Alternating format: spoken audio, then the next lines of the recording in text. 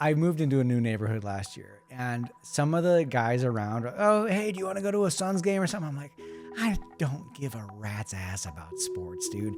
I do not care. Oh, well, what do you like? I play video games. You know what I mean?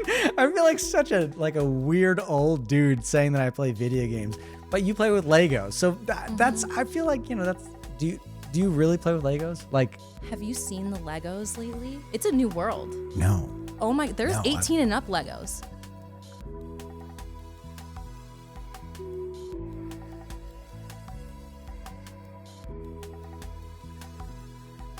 Welcome to the Kalm Down podcast. I'm your host, Morgan Smith, here to help you relax and chill out a little bit with Marina Castillo. She's done all sorts of different things, like a theoretical mathematician, burlesque, and these days, a sober living mixologist. Marina, thank you so much for being here. Thank you so much for having me. I'm so excited to be here. I am stoked for you to be here. Now, on a scale of 1 to 10, how nervous are you right now? You know, that's interesting. I'm definitely more excited, but I would say that the tiny little nerve in me is just that every single time I've done a podcast, there's always the most brilliant idea that comes right when we're done recording. So you're hoping to tap into whatever that is. Yeah, and that's why I'm really actually excited to be here, because Kava, it does the trick to help me get in my flow. So okay, all right. Less nervous, more excited. You got to give me a number, though. I'm going to say 10. You're 10 in excitement. Okay. 2 in nerves. I understand. So you're a little jittery in excitement. It's almost Yes. like you got a caffeine rush going on or something. Okay. I do. Not necessarily. Oh, you do. I do. All right. You prepared for this. Got it. Good to hear. Okay. So now we discussed in the intro, you've done a variety of things, which I think we should get into each one and what in the world got you to this point. But if you had the choice to create a mocktail that encapsulated your life, what would it be and what would you call it? I already know exactly. It's a Kava mocktail, and specifically it has taro in it, like bubble tea, because one of the first job I had in the non-alc space was working at a bubble tea bar. And once I started working with Kava and I realized how good all those flavors and the milkiness mixes, oof, that is it. Plus vanilla, a little bit of cream. And then, yeah, I think that's just it. We'll keep it simple there. And what would we call it? Man, let's see. It's purple and it's calming and happy. But it also, if you put cinnamon in it, it tastes like gingerbread, which is wild. So Taro and cinnamon together. Yeah, in Kava, it ends up tasting like gingerbread. So maybe you'll have to help me name this one. Okay. It's purple. How about the purple? I always feel like Kava is very earthy. Cinnamon's very earthy. I always pair it with or I always compare it to a clove or a nutmeg or something like that. And it's warming. Right. So maybe purple. That sounds gross. Like purple warmth. There's a purple. I don't know. Like it's luxurious. Okay, it's nice and creamy, so there's a velvety texture to it. Yeah. So Purple velvet. I just literally keep seeing the purple people eater in my head, and I can't. It's so loud. Maybe that's what we call it. Maybe that's the what purple it is. people eater. The purple people eater. No, the purple anti people eater, because you're drinking Kava and you don't feel upset.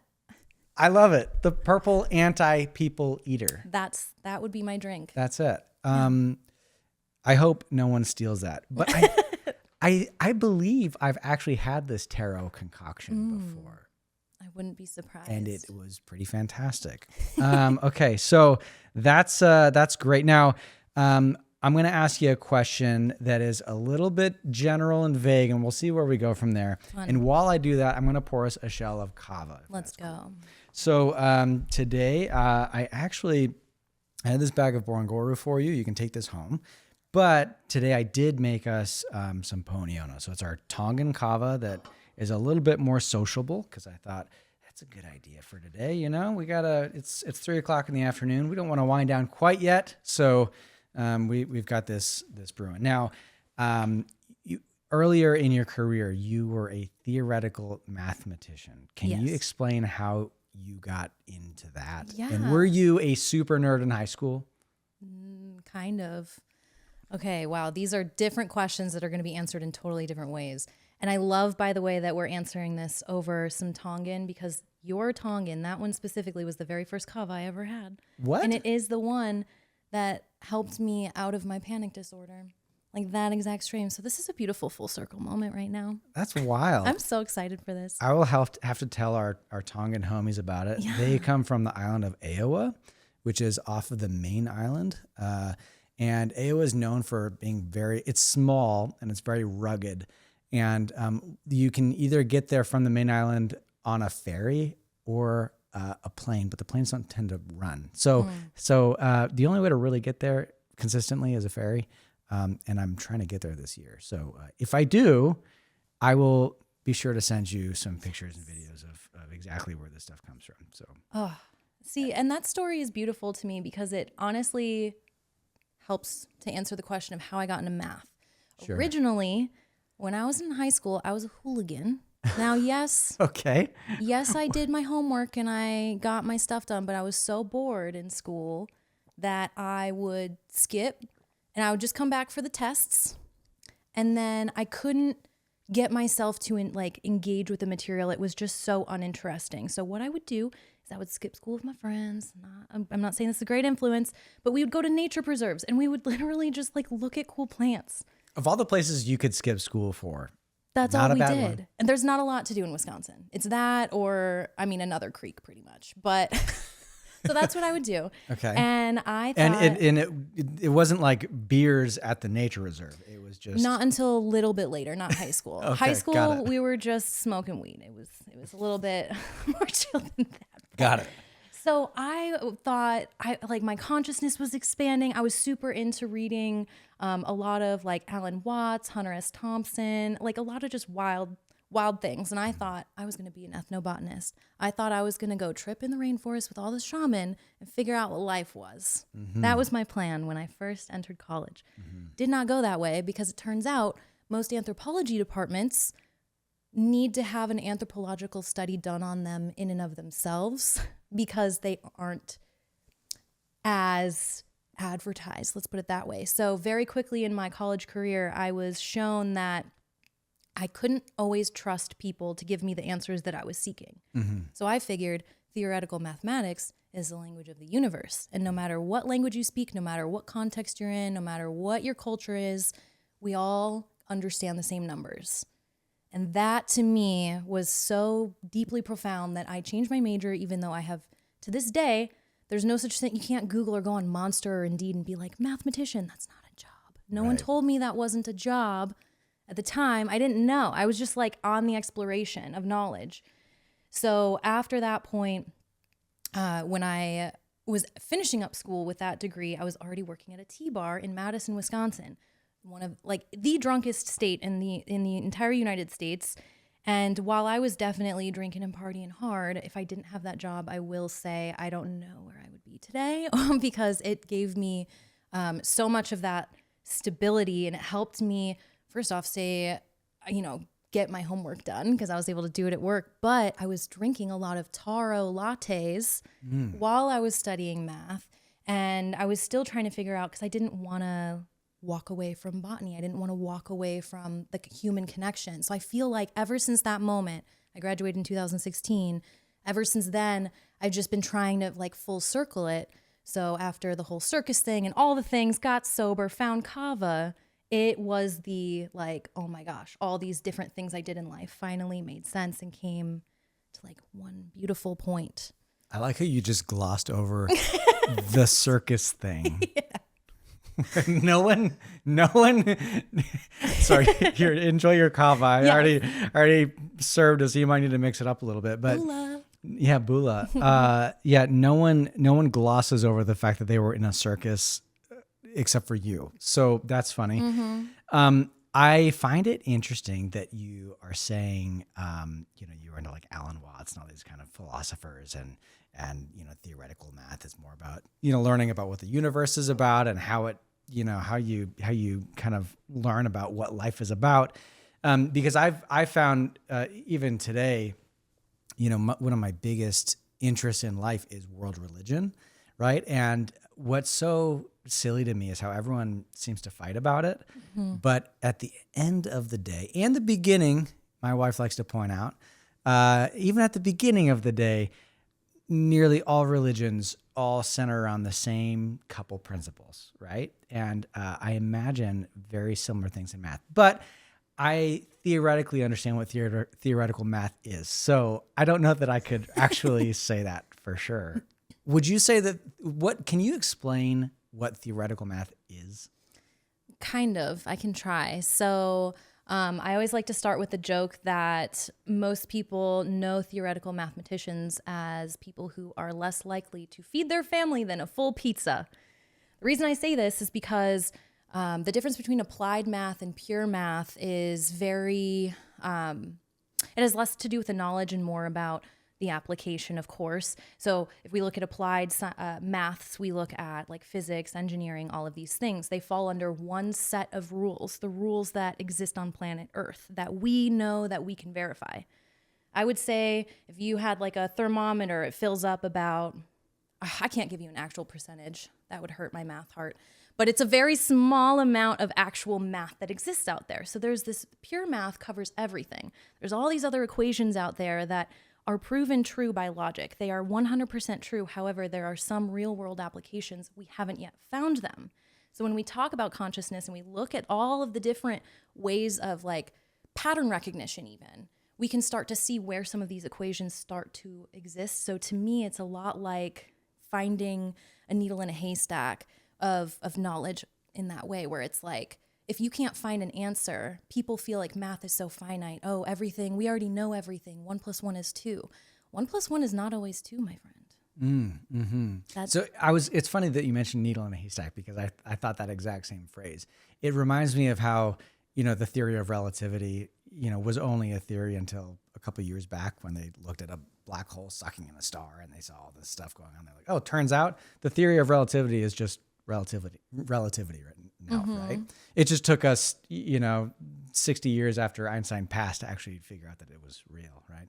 So that's kind of what you're saying, right? You know that there are certain things going on, but you don't necessarily know how to explain them. Exactly, especially because logic is fast, science is slow. So we can jump to conclusions very quickly with our intuition, and then one person can figure it out and be like, this is true. But then you have to go find someone smart enough to figure out what you're trying to talk about and then see if they can prove it equally true without your influence, right? Because that's the scientific method, right? It's the thing that we do to make sure all of the products that we're consuming are good, all the things.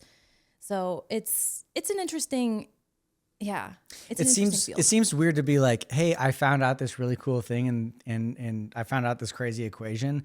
Now I'm going to get you to recreate it, but without my influencing you. It seems hard to be like, hey, go find this needle in a haystack. Right? Do you know that every single person that I went to college with, like when we all started in our math degrees, we were all like super happy and so excited. And then every single person had to visit like mental health services by time that they had graduated. And a lot of it is because you start to see these patterns of the universe. You see them in society. You see all these things and you start to feel crazy because now the only people who understand you are other mathematicians. So now it's like, you start to uncover these equations. You start to understand these patterns and people could be like, conspiracy theorist or like crazy because it's like, yeah, it's completely outside of their grasp because logic is fast, science is slow, and it takes a while to be able to compute those things and share them with the masses. You're telling me that you're way smarter than I am. No, not at all. Because let me tell you, I almost failed. Like I almost dropped, like I almost failed out of college. Did you graduate? I did. So even though I was a 4.0 student my entire high school career, I started my first 2 years at college at MATC, which is this little like tech school that basically allowed you to have UW professors for like 50% of the price. So I was like, I'll just do that. I was doing great. I was on the dean's list, went right over to UW. Turns out GPAs don't transfer. Almost failed all of my math classes right away because they're extremely hard. And then I had to, now this is where Kava comes in too.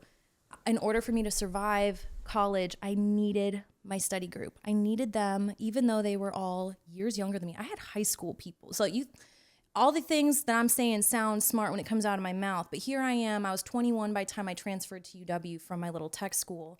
And there were high school students in my class that had already gotten accepted to every like major league out there. And I'm just, or, you know, Ivy League. And I'm just like, y'all want to be in my study group and help me? Like, I know I can drive you home if you need a ride home, but can you help me pass this exam? So all the things, but yeah. And I needed that. So I, at the T-bar, would have people come in, and I felt so at a loss of how I could, because I could never bring the answer to the team at first because I just felt so like behind. And so my way of being able to bridge that by giving them pots of tea and like all of that, like it really brought them out. And it turns out it's super true, by the way, the math nerds are super nerdy and they like don't have a lot of social skills right away. So you have to teach them, right? Yeah. So that was my token in exchange. I gave them tea and I threw parties, like math parties. Get crunk, do some math equations. Hell yeah. All the things. But yeah, I wish we knew about Kava back then. Being in college nowadays with this, oh my gosh, that would be a game changer. It'd be a blast. Be a blast. Yeah, man. Oh my goodness. Okay, so you go through this, you graduate. Good job. I did not graduate. I couldn't even graduate in communications because I'm an idiot. So good for you. So you graduate from math. What happens after? Oh, and we also kind of glossed over your Wisconsin stuff. So you were you born in Wisconsin? Grew up in Wisconsin? No, I was born in Chicago. Was there for 7 years. Oh, cool. Hey. Yeah, Highland Park represent. Oh, nice. Yeah, we moved around a lot. So we bopped all the way around in Chicago. Then was in Colorado for 2 years. Then moved to Wisconsin for middle school, high school, and college. Okay. Then I moved out to Vegas right after that. Got it. So after you graduated, you go to Vegas. Yes. And what are you doing in Vegas? So all through college, I was pole dancing at a local dance studio. And I was a dancer since I was 5. Like, it was always my favorite pastime. I would always skip gym class, hated gym, hated working out, thought it was all dumb. The only way I could stay fit was to dance. So I loved what I was doing and hit my big fish in little pond syndrome being in Wisconsin, which is super easy because there's not much going on there. Mm-hmm. And so I was like, let's just go to Vegas because I don't know what being a mathematician is anyway. I had a job at a nutritional chemistry lab at the time that allowed me to work remotely anyway. So I could be anywhere in the nation. And I was learning how to write SOPs for people who need nutritional labels on their bags. And so got out to Vegas to just try the career thing, career dance thing specifically, and was like, you know what? The best bets you can make in life are on yourself, because I just spent however much on college and I don't even know how I would rate that. If it was a Google review, I don't know how I'd rate that. 10 out of 10 would recommend? No, definitely not, right? So I was like, well, I've done crazier things, so I might as well just spend a lot of my resources and time training with my heroes, people from Cirque du Soleil, and anyone else who was an aerial acrobatic or Olympian, and there's a lot of them in Vegas.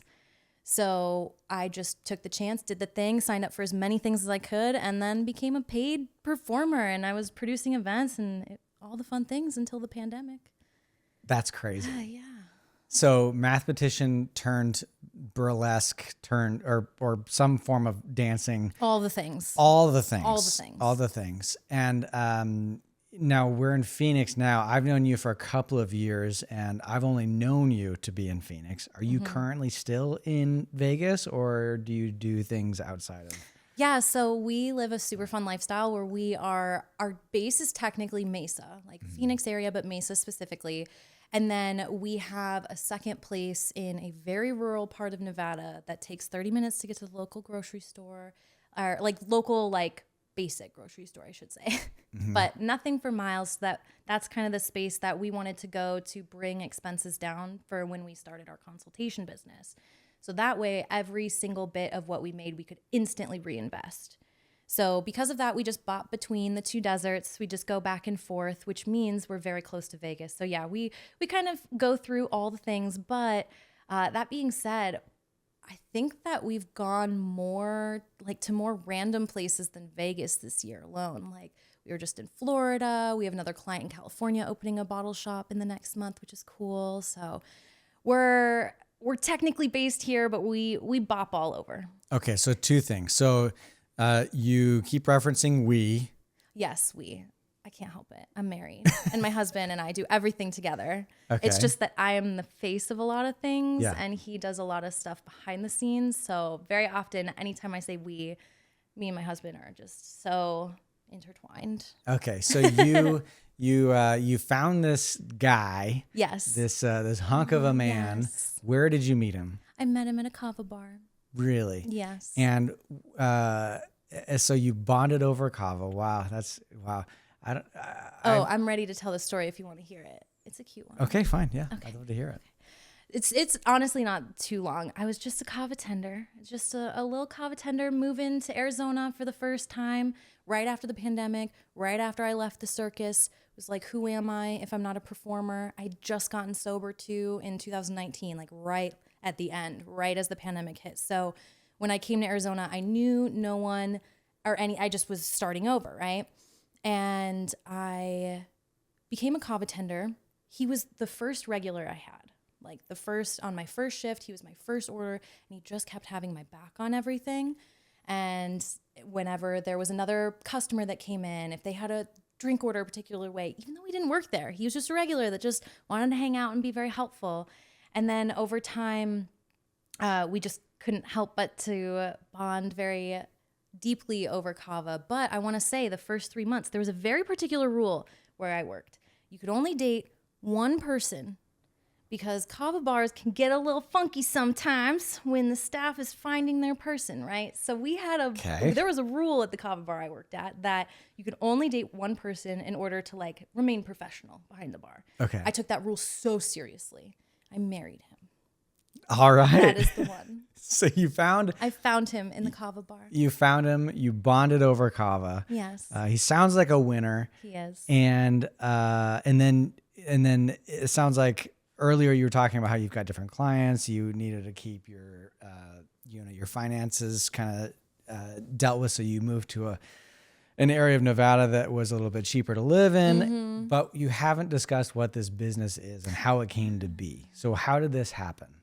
Yeah, so my husband and I, we started a consultation and design firm called The Modern Mocktail, and we help non-alc businesses either get started or expand whatever revenue streams they currently have. And our main goal in doing this is, number one, we know how hard it is being a small business owner. This is technically my third small business. However, we know that when it comes to getting all of the pieces together, especially in Kava world, you can't just Google or ChatGPT to build a business. And when you're just one person courageously doing all the things, people in your community, like people who aren't entrepreneurs, just have no idea what entrepreneurs go through at all. And you can't, like the very community that you serve, if you're a Kava bar owner, like yes, you can lean into your community for some things, but other things can be like a little bit more difficult, and you need to have support that's a little bit more behind the scenes. So what we do is we just offer a wide set of services to help people basically run their establishments, get their operations set up, if they need help with POS, credit card systems, websites, social media, any of the things.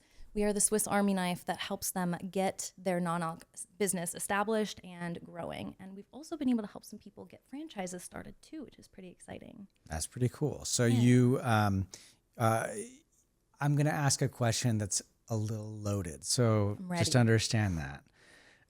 I had a gentleman on here a couple episodes ago who, he lived a very raucous life for a while and got into some pretty heavy substances.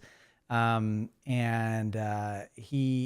became sober, and I asked him his definition of sober and what that meant, because I feel like that, I'm not an addict. I've never really felt that way. I'm blessed to not have those problems, I suppose, or maybe not have those problems yet. I don't know.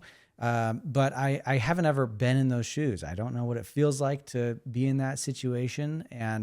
But I have noticed that different people who have been in those situations define sobriety differently. What does that mean to you? Oh, I love this question. Yeah, sobriety is different to every single person. For me, sobriety is the thing. I am abstaining from the things that were not good for me before. So for me, I was a huge cigarette smoker. I know that most people, when they first start talking about addiction, they'll go way heavier. But for me, like, I'm telling you, cigarettes were my mind. Camel Turkish Royal all up in my head. I couldn't think of anything else. Like, I couldn't study until I had my cigarette. And then an hour later. So how much space did that take up in my mind, on top of especially when I would perform and I would get paid in alcohol a lot of times. So like, yes, I'd get my base pay, but it was very normal for performers to be paid in drink tickets as well.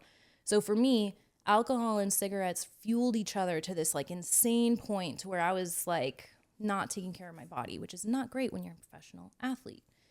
So for me, abstaining from those two things is the absolute most important. Anything harder than that, I don't even touch. But let's talk about cannabis, kava, kratom. I consume all of these things, and I still consider myself sober because I have been down a dark path. I have done a lot of crazy things beyond what I'll mention on here. But to me, this is like the stability. And I want to mention that this is so I'm 30 right now. This is the 30-year-old version of my definition. I know in a couple years it's going to be different. When I'm pregnant eventually, it's going to be different because I can't have caffeine either, right? When I move to a different phase of life, I notice that, some things come and go. I'm not always smoking all the time. I'm not always consuming kratom. I'm not, things are seasonally needed. So point of that is, for me, it's all about the state of mind and of anything, like ridding myself of what is doing me more harm than good. So right now, those 3 substances are doing me more good than harm. The moment that flips, now all of a sudden I don't feel sober on it, and I want that substance gone. Mm-hmm. So sobriety to you is not that you are abstaining from psychoactive substances, but it is more of what is, if there is something that is causing you more of a problem, right? It is a net negative in your life. Yes. That is not being sober. Yeah, because I can even give more examples of things that you wouldn't even think of that like had messed with me. So like even sugar. You have a cookie jar around here, you're in trouble because they will be all gone because I will want to eat them. And it's once you're like, oh, have as many as you want. Don't tell me that. If you're a good friend, you only give me 1 cookie. Because it's very hard. And that's something that literally it will infect my thoughts. Like I can't think about anything else. If there's a plate of cookies right there, Morgan, like I don't know, like we'd have to take a 5-minute break and I'd have to eat a cookie. Yeah. Because of how like I wouldn't be able to stop thinking about it. I don't know. Right. Are you that way with anything? I mean, not like really. Not really. I mean, I love ice cream. I'm a kind of a fiend. But lately I've been on a bit of a health kick. I've been trying to get a little yoked just so I can make sure when I'm 60, I can still beat my son in an arm wrestle, Nice.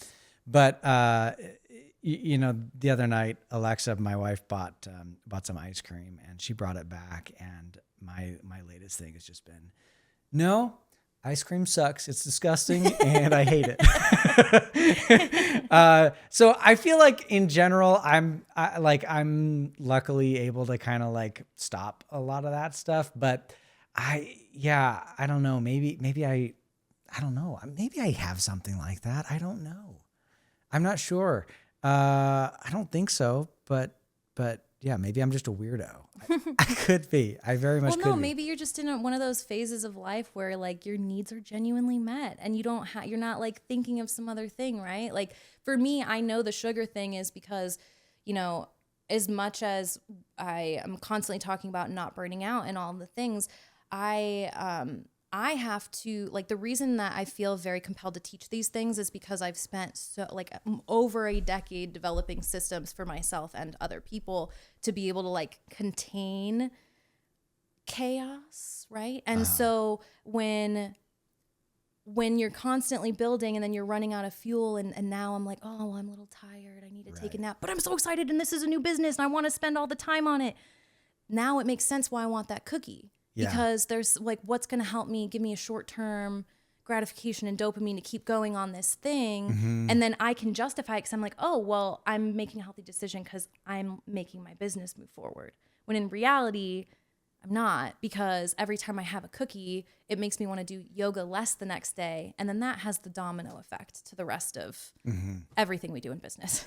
Okay, I should clarify. Look, here's the deal. I'm not trying to be some Quaker out here like, no, I don't do anything negative for my body and mind. You know what I mean? That's not true. That's not true, dude. All of us have a vice. Yeah. All of us have things that we got to deal with. And look, I'm a late 30s old man at this point, right? I'm bald. Okay, I got 2 kids. I got a white picket fence and a house. I don't have a whole lot of substance issues, but I do have. I love to play video games. That counts. I freaking love video games, and it's like it's one of those things where it sounds so stupid, but like if I go on a trip, and I know that tomorrow I'm leaving, you better believe I'm gonna get a couple games in the night before, because I don't know what it is, but it is my dopamine hit. Like that is what it is, So it's the thing that like helps me just kind of chill out at the end of the day, which is weird because I tend to play these games that are like very competitive, and so it doesn't make any sense to me. You'd think, oh well, maybe I'm playing like a soccer game or something like that as a casual thing. No, I'm like, I'm gonna dominate you, dude. I'm gonna beat you, blah blah blah. Right? And half the time I don't, because I'm old. I'm not 17. I don't have those reflexes anymore, and I get completely owned by these people that are probably 20 years younger than me. Anyways, I love video games. So maybe that's my thing. Maybe that's what it is. I don't know how relatable that is, but see, and here's the thing. To me, it's like it's not something you need to sober up from. No. So long as your life is going good. But the moment you do so much that you forget to send your Kalm with Kava orders out, now we need to talk, because I don't forget to do that. Yeah. See, then we're good. Yeah. I typically try to, that is something that's true. I don't feel like it's a net negative, right? It's one of those things where it's like an hour a day or something like that, maybe 2 hours, or maybe if it's a late night, 4 hours. I don't know. But as long as I get all my stuff done, as long as I'm still a good dad and I'm still around for my family and I still, I'm able to run my business, it's fine, right? Yeah, and especially as a high achiever, I mean, it's very hard to relax. I don't know about you, but are you a high achiever? I try to be. Here's what I should say. It's not that I try to be. I do things, and then I realize, oh, I should do something with the things I'm doing. So I want to achieve things, but sometimes I'll get to a place where I'm so tired that I need help calming down. Yeah. Of course, Kava helps, but also, when you mention video games, I'm like, you must have the kind of mind that relaxes by doing work. Yes. Yeah, I'm the same way. I like Legos in that scenario. It's a little different, but that's my version. You know what I like about it though? I'm really grateful that you said that, because I always I moved into a new neighborhood last year, and some of the guys around, oh, hey, do you want to go to a Suns game or something? I'm like, I don't give a rat's ass about sports, dude. I do not care. Oh, well, what do you like? I play video games. You know what I mean?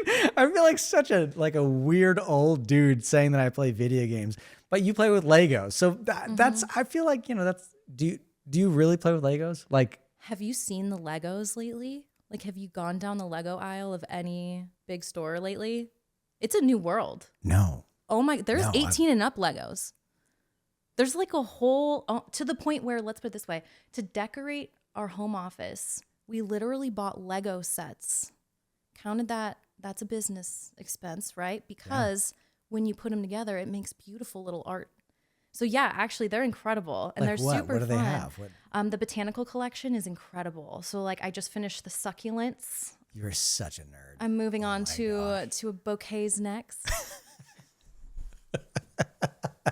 Look, you don't have to. We're in the desert. Water is scarce sometimes. Okay, that's my excuse. True. It's not a real excuse. Just came up with that one. Is it the actual act of putting it together, or is it the finished product? You like to admire it sitting there in the corner, or what is it? Maybe you can help me figure this out. Sure. Because I'll explain my Lego style and then my husband's, and then you can tell me what you think. Yeah. Okay. So my style is, I forget to breathe. I'm so excited. I'll lay all my Lego pieces out, right? I open the bag, organize them. Then I can't stop. My feet will go numb if I'm sitting on them. I just go. I'll get an entire Lego set, maybe 600 pieces done in 4 hours. My husband will take the same set and span it out over 3-4 days, really read, really like understand the structure so that by the time we're both done with the same Lego set, he could destroy the entire Lego set, put it back together again without looking at the manual. And if I were to do that, I'd be like, so where did I put the book? Mm-hmm. So we Lego differently. Okay. But does it relieve stress? Oh, 100%. Mm-hmm. But is it stressful when you're putting it together? Because for me, if I bought some, like my son, he's had some Lego stuff in the past or little sets. It stresses me out to no end. Oh my gosh. So I put the little thing, one little square, it's a centimeter away, and I did it wrong. You know what I mean? That part drives sucks. me bonkers, right? Mm-hmm. So it de-stresses you though. I would say, okay, so any part that does suck, there's called Technics. Those are like the extra special Legos that make like that and like certain other ones I don't like. So I'll just give those to Tyler. Like that's my husband. He'll just do them. Yeah. He'll just do the parts that start to wind me up. Even though I know I'm fully capable, to me, I go so hard with my work. I don't need to prove myself outside of work. So anytime I get stuck, I'm like, husband, can you do this for me? Yeah. He paid that price. Yes. You know what I mean? That's quality marriage right there. Yes. Okay, well that's hilarious. Oh, side note, great dating tip. If you're ever at a Kava bar and you're drinking Kava and you're trying to get to know someone for the first time, do a Lego set with them. Or maybe that'd be also good for business partners now that I'm thinking about it. Because if you can't communicate something as simple as like 100-piece Lego set, you really think you could put a business together? I don't know. Maybe that would be a good little just initiation, just to double check, that you can vibe and teamwork. It sounds to me like you just gave me a little bit of some consultant advice. You're sitting down with like two people who are about to start a Kava bar together, and you're like, build this rose, guys. Guys, it doesn't seem like you guys really are speaking at the same frequency. Maybe we can do this exercise and see if it's, Wow. That's hilarious. That'd be fun. Okay, so when you, that's so hilarious. I never would have thought you'd be a Lego person, but now you've intrigued me. Mm-hmm. I also like that. By the way, you brought it all the way back to when you were a teenager with ethnobotany and anthropology with your succulents and bouquets of Legos. Have you ever seen a Kava plant?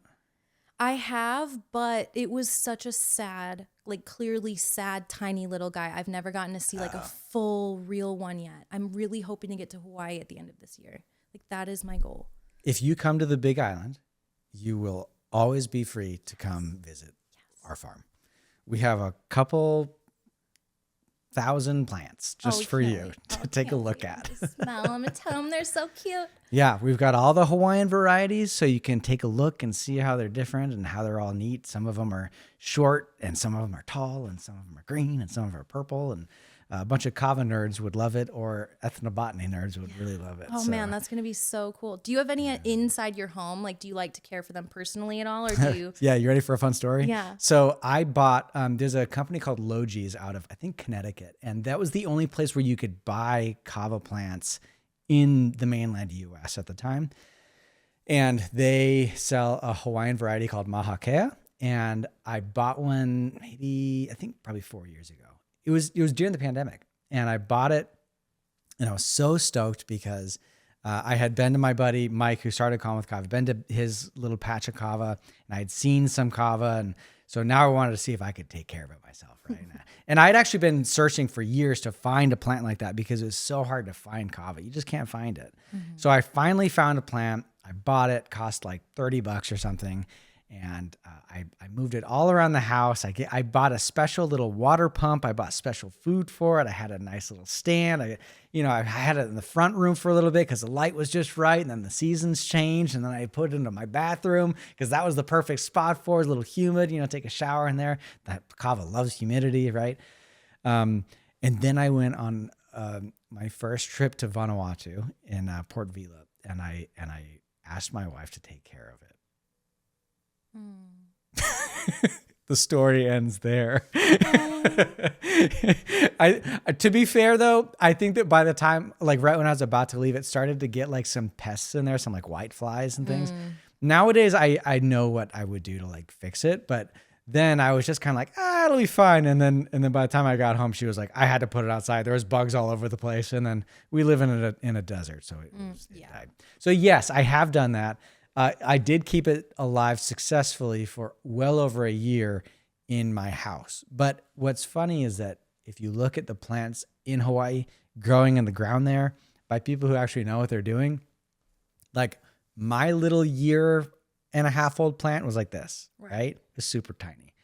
You get like a 1.5-year-old plant that's doing well in Hawaii. It's, it's way high, right? And big old thick stems and stuff. So yeah, it's not meant for bathrooms. Yeah, I could imagine. I mean, I'm just even being here in the desert, my hair alone is so like just sticky, dry that I have to add oil. So I just am imagining with a plant like that can't just like, add beauty products to itself and can only create so much. Like outside of islands, like are there really any other natural places that kava grows? Well, not natural, right? So like kava is it's a cultivar, right? So it's been cultivated for 2,000 or 3,000 years. And those cultivar means cultivated variety, right? So of all of those, throughout, Oceania, you've got all these different varieties that went as a canoe plant from one island to another. And now there are some areas of the world that could probably grow it. Some guys are doing it in Florida a little bit, but with all of the frosts, especially recently, there's blizzards and things. I think it's long-term, it's a difficult prospect, right? I'm sure you could do it in parts of Louisiana. I know in Louisiana, taro is kind of a big thing right now. Right. So that's very similar. And we grow a lot of taro on the farm as well, right? So I think Louisiana is probably a good spot for it, but I don't think that like long-term, it's really a great idea just because the mainland just gets way too hot, way too cold, both of them, right? You look at where our farm is. It's north of Hilo by about 15 minutes. And there's, it goes between maybe 60 degrees at the lowest Fahrenheit up to 85 degrees Fahrenheit. There's very little temperature change. Elevation is right where it needs to be. The humidity is right where it needs to be. The soil is right where it needs to be. So, if you're trying to keep a plant alive for 4 or 5 years and you're trying to do it in an environment that gets really cold or really hot, I think you're going to have a hard time and it's not going to grow well. You're not going to get very good yields. It's not going to be a very happy plant. So you'd need like a bougie grow room, humidor situation. Yes. Yeah. So, I mean, and I love, like, I think it'd be interesting to see how it would work, but I have yet to see a situation outside of the South Pacific where it really makes sense, but I don't know. And that makes sense. Ugh. And that makes so much sense to me because when I saw the only little tiny kava plant I've seen in real life, what's that, like a foot tall? He was so sad and dry, and we tried to keep him warm in the sunlight. We like gave him a little water, and it just seemed like it needed as special of an environment as it is to grow, which doesn't surprise me because off the top when you were telling me about how you have the journey to get to this specific Tongan kava, I mean, to me, that's half the fun, right? Like it's an Indiana Jones adventure just to like go do the thing. So yeah, that's part of the magical nature of it. Mm-hmm. Yeah. Yeah. You don't want to like, it is. Yeah. I like the magical nature of it, right? There is some mysticism, right? Because I don't want to get too deep into this, but really, I think that people have been growing this plant for so long and their families have been doing it for so long that there is a very direct connection with the plants and the people and the land. If you separate any one of those, things are not the same, right? I think that's to me, that's a lot of the allure of kava is the story behind it and all of those people and how we wouldn't have this today without those people doing all of this work, right? Putting their blood, sweat, and tears into a farm. So big fan. Do you want another shell? I see you only had half of yours. My shells are pretty big. I Do you know one time I was yelled at for not consuming my kava quickly enough, and I tried, and then it came out my nose, and I was like, it's like I was in Hawaii. Who were you yelled at by?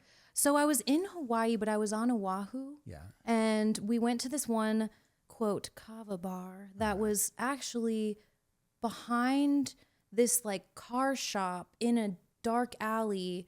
And it wasn't even a storefront. And then he pulls the kava out of this like old milk jug and he pours it into a paper cup. And he says, here, drink. And I was just drinking it slow. I was like, okay, well, thanks.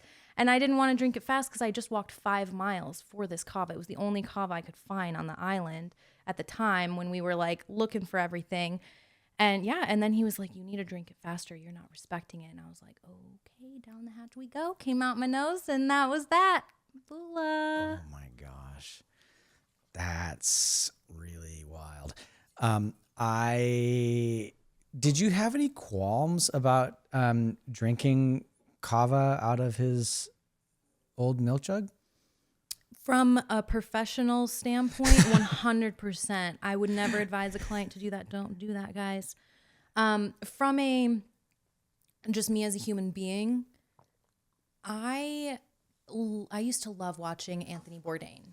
Like, he was my hero. He's the man. He's so cool. And his philosophy he never turned anyone down, even if he knew, as a professional, he knew what was going to get him sick. He knew what was going to make him poop his brains out or puke everything out. Like, he knew. Yeah. But he still did it anyway because he knew that was the greatest sign of connection and love that you could possibly do. So how dare I, in Hawaii, say no to someone's kava because it wasn't in a way that I thought it should be made? Like, that just didn't seem right. I was down. I didn't care. Anything come from it? No, I was fine. Ah, that's good. Like, everything was fine. I didn't get sick or anything. And anything actually that did the job. Like, it calmed me down. It was really good kava. And I mean, wow, it really cleared my sinuses too. So that was really fun. Wow. I don't know that I'd recommend that part, but it worked for me. Yeah. That moment. I was with my right-hand man at Kalm. We were in Fiji and driving around trying to find a place. They have these like community kava pounding machine places, right? So like you'd go to a market, you'd buy kava roots, and then those roots, of course, are whole big thick roots, and you can't make a drink out of that, right? So you go to a local community pounding machine, and they will pound it up and scoop it into a bag for you, or most of the time you do it yourself. But on the way to try to find it, we were like a pinball machine, just trying to go from one place to another, just to find the place that we were trying to get to. And the one place that we were told had pounding machines it turns out to be, it was a mechanic shop.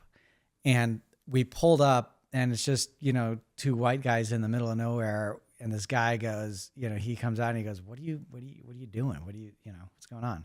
We said, oh, we're looking for a place to pound kava. And he goes, oh, you want kava? And we said, well, we're trying to find a pounding machine. And he goes, hold on.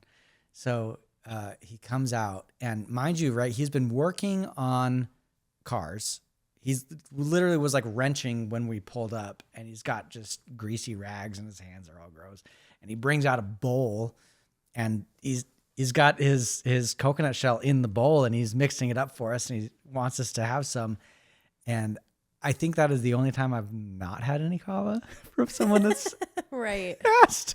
'Cause I felt really bad, but I was just like, ugh, motor oil, this dude's hands, and it just wasn't a good. Yeah, that was the only time I've ever refused kava. Right. Someone. I mean, I feel there's a different air to that story for sure. Like, I don't know, the moment you we're mixing like oil or something, that's where things are a little different. Because even though in my experience, when we went to that little car shop in Hawaii, at least there was no, like, dude's hands didn't have any oil on them. Sure, and sure. the random milk carton didn't. Yeah. But it looked clean. It looked clean enough, yeah. I guess. Yeah. I don't know. That was a good time. So last couple questions for you. We're running out of time here, but I want to really kind of dive into a little bit more about what you're doing for Kava, right? I know that you run the Modern Mocktail. That's the name of your business. what do you see for it? Well, so many exciting things are coming up the pipeline right now. Number one, the Global Kava Coalition just finished this huge study on kava consumption in general. They had a third party do a huge market study where they figured out, what are the different trends? Where are people specifically getting in trouble with kava? And where can we as providers do a better job of educating them, basically? And so all of that information is about to, we're creating these packets of information that we're going to try to distribute to every kava bar for free. This is just something we just want to get to the people so that we're all on the same page for what kava trends are, which I think is really cool, really important. But also there's a lot of fun AI projects that I can only tease at the moment, but we're working with a company who is working on creating this whole AI system for kava bars so that we can have this third party help educate and have consistent education. So everybody's being told the same thing. And there's this information that kava tenders can sometimes have a really hard time talking about, right? Whether it's because of their lack of experience, or they don't want to misrepresent the business, or they don't want to say something illegal on accident, right? And so using AI, not to ever replace a kava tender, but to act as this third party place to get information that's kind of the industry can at least agree on, so that we're all serving things to not hurt people. That's what I'm very, very excited about, because the biggest thing that we realized when we started to enter the general non-alc space instead of just kava bar land was that some people are open to it. They don't know, but some people are they heard the bad news that wasn't actually real news back in the day. So there's a lot of education that we have to do. And once that education is done, I've had so many clients who never knew what kava was before. Then they hear the scary thing and they're like, oh my goodness, Marina, what do we do? And I'm like, don't worry, try these products instead. We know these are good. We always send people to Kalm with Kava because we trust you guys so much. And then they have this experience. And now we have a client even out of Texas right now who came to us, who's originally going to start a non-alc bottle shop, but now she's going to open a kava bar. So all of that being said, when people hear about kava and they truly understand and they hear the message, the gospel of kava, right? How it helps with anxiety, it can help you sleep, but also, it can help you be creative. It can help you with certain things. Because of that, once people hear about it, they're instantly energized and magnetized to it. So the more these technologies, different educational materials are coming up, more webinars, more just opportunities, I just have a feeling, oh man, that kava bars are just going to be places where we can actually go and get, not that we're not already getting really great information, but we can take it now several steps deeper without worrying, because we have these tools to help us. Yeah. I mean, I get what you mean, right? Because there's so much misinformation out there. There's so many people that this is going to make me sound like a complete jerk, but there's a lot of people who think they understand kava and they really don't. Right? Oh, if that makes you a jerk, then I'm a big meanie head. Man, I agree. It is bad. It is really, even people that own kava bars sometimes, I'm how in the world? I don't get it. But so that sounds great, because I think the more education and the more very direct approach of saying what is right and what is wrong, that's very needed. You mentioned earlier that something about safety, something about, you don't want to hurt people or in the process of serving these products.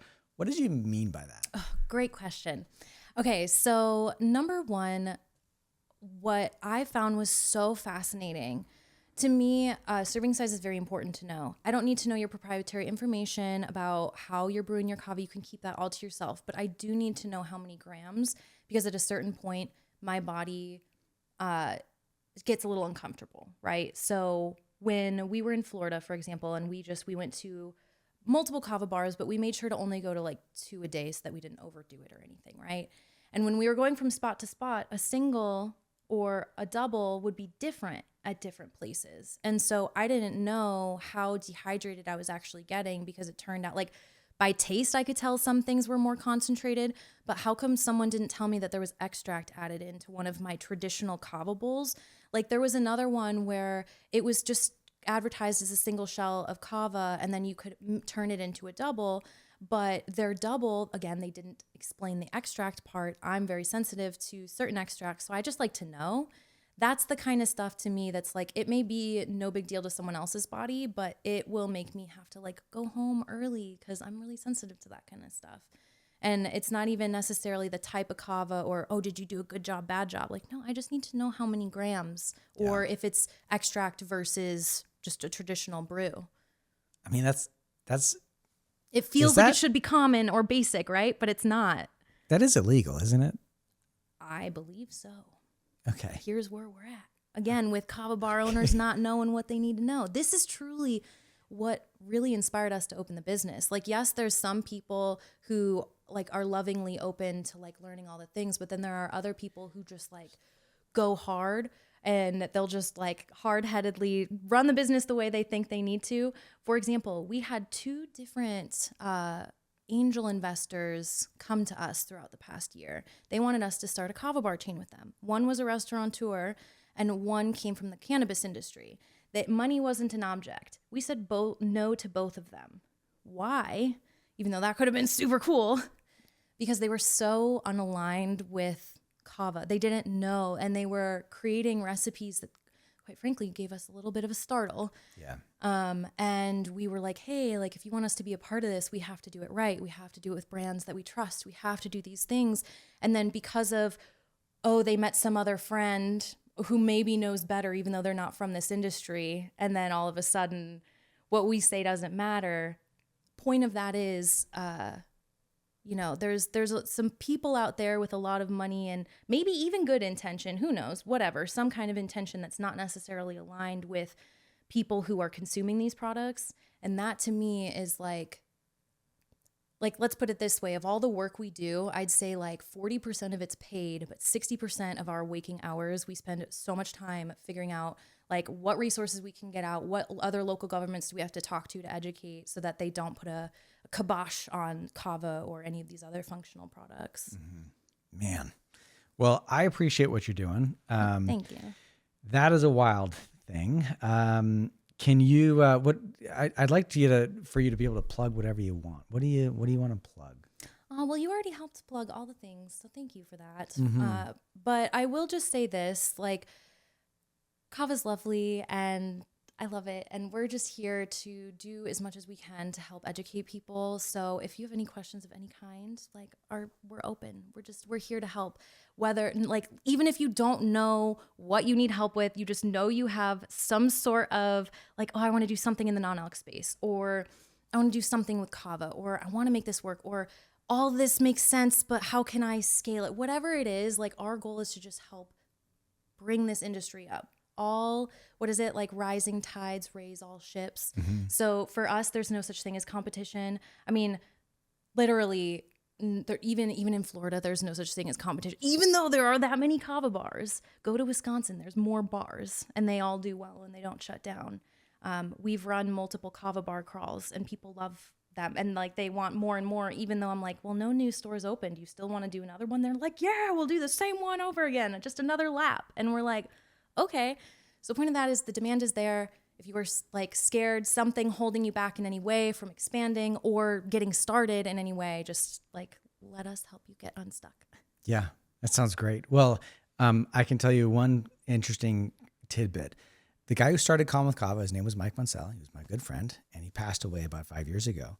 One of his favorite, I suppose, inspirational or philosophical quotes was, "Rising tides raise all ships." Aww. So that he must be around here somewhere. He's here. So thank you for that. And last question for you: scale of 1 to 10, how nervous are you right now? Oh, 0. Awesome. 0. Well, thank you so much for being here. Thank you so much for having me. All righty. Tune in next time for a great episode of the Kalm Down podcast.